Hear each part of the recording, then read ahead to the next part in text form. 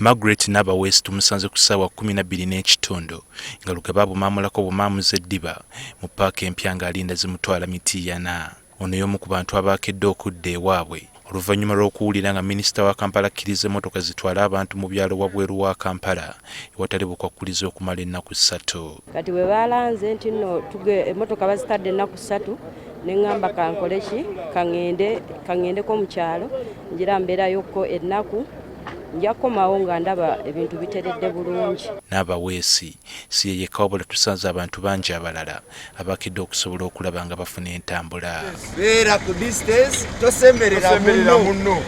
Ne tukeera nitugamba katuyambe ku mbeera eyabadde ku mawulire nga batukkirizaamu komoroka entonotono ezigenda ewala ezitwala abantu beewala zisobole okuba nga zitambula. Nzeewo abantu abali awo abasola mu paaka abamu bagenze emmotoka endala zigenze nyingi kati neno yeno etika egenda n'endala zizo zitikeze jinja mbeera kati nungi. Okufuna ekiwandiiko eky'ekiseera ddereeva w'emmotoka abadde atwala olukalala lw'abantu batwala eri poliisi y'omu ppaaka. Ng'owandiisa abasaabaze amannya gaabwe, ng'owandiisa amasimu gaabwe, nga naawe ddereeva otaddeko amannya go, ng'otaddeko n'ennamba ye y'essimu, n'oleeta n'ennamba ye y'emmotoka, n'oleeta wano ne bakuwa ekipapula n'olyoka osimbula n'ogenda.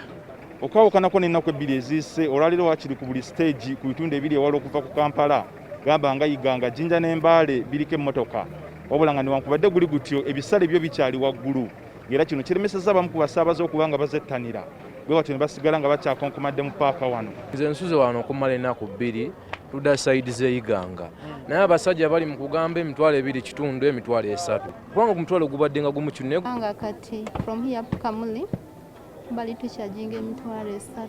Badde mugenderawo mmeka? Tubadde tugenderawo gumu 3. Nga ndijja Kamuli ayi gairi transport yani nnyo.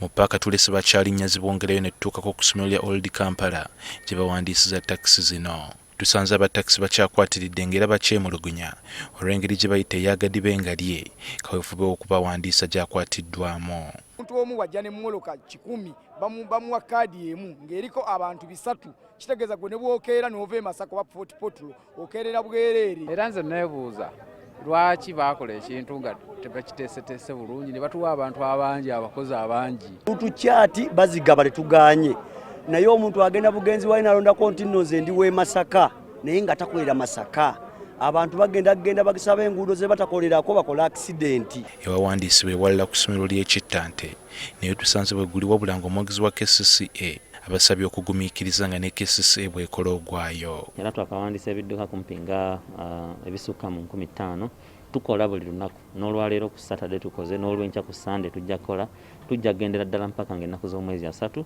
labike tusobola abantu bano obawandiisa. KCCA yatandika kaweefube ono n'ekigendererwa eky'okulungamya omulimu gw'entambula y'olukale mu Kampala n'emiriraano.